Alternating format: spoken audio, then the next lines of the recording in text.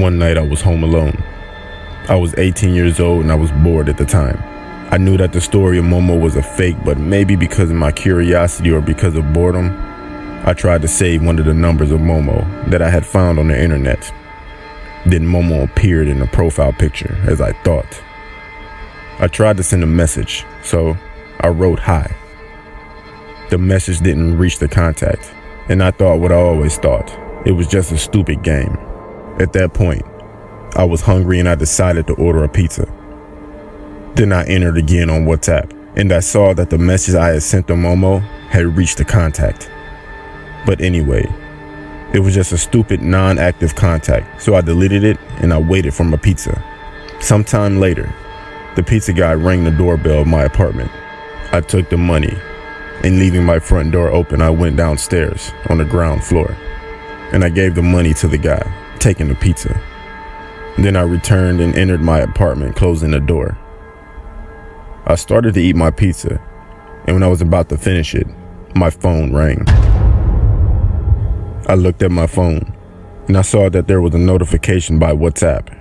I opened it and I found a different unknown number with a message. I felt chills going down my spine, and my breath became heavy and fast. That profile picture. Momo was looking at me in the picture. That long black hair, that creepy pale face, those two big eyes, and that disturbing wide smile. I opened the message, and it said, "I'm sure you don't think all of this is real." The contact was online. I was confused, so I replied, "Yeah, it's a fake. I don't want to waste my time with you." Then it said, "Go into your kitchen, take a large knife and cut your arm. Then send me the picture." I was surprised. That stupid man or woman behind that contact was telling me to do some crazy things.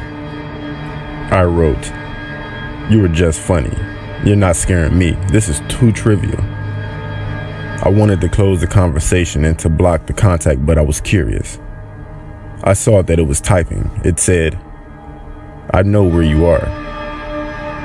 It almost amused me, but the next message said, "Your pizza is lovely, isn't it?" That moment was surreal for me.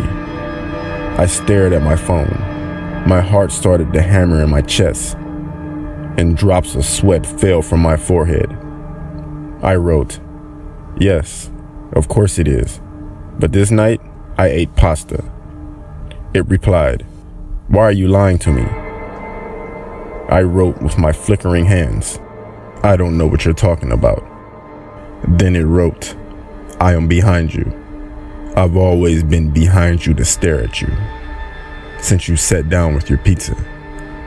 With a big chill down my back, I turned to look behind me, and there was nothing. There was my dark living room in silence. I was scared, and I was in extreme paranoia. Then I heard the notification of another message. I turned my head to look at my phone, and the next message said, "Why did you look behind you? Are you scared?" I was full of fear at that point, so I wrote a message back to make it look like I wasn't afraid. "Hey, you were wrong. In fact, right now, I'm not even at home. Sorry, bye."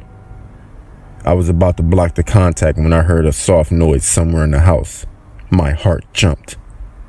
Suddenly, a message popped up by Momo. "Did you hear that? The white pillow in the room of your parents." I couldn't believe it.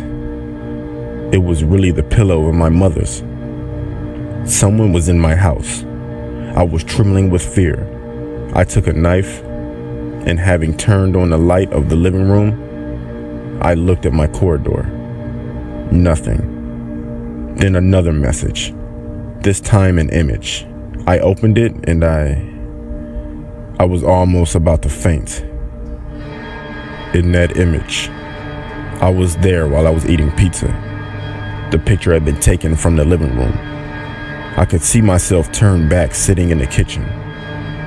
So I looked behind me and everywhere around me and out of the window of my balcony, and on my right, I saw the figure of a man with a wide and mocking smile and two big eyes staring at me in the darkness. I dropped the knife and I ran away from my apartment. Then I called the police and my parents. The police arrived and I explained everything to them. They told me that it had to be some kind of joke, and the man entered my house when I went downstairs to get my pizza. Anyway, the contact of Momo had blocked me, and I wasn't able to reach it.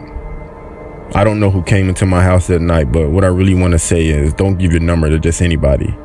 You really don't have to, because hackers could take personal information about you and it's not a joke. Now that I'm 23, I'm still terrified about that man that I saw out my window. I'm afraid to see him again. I'm afraid of Momo.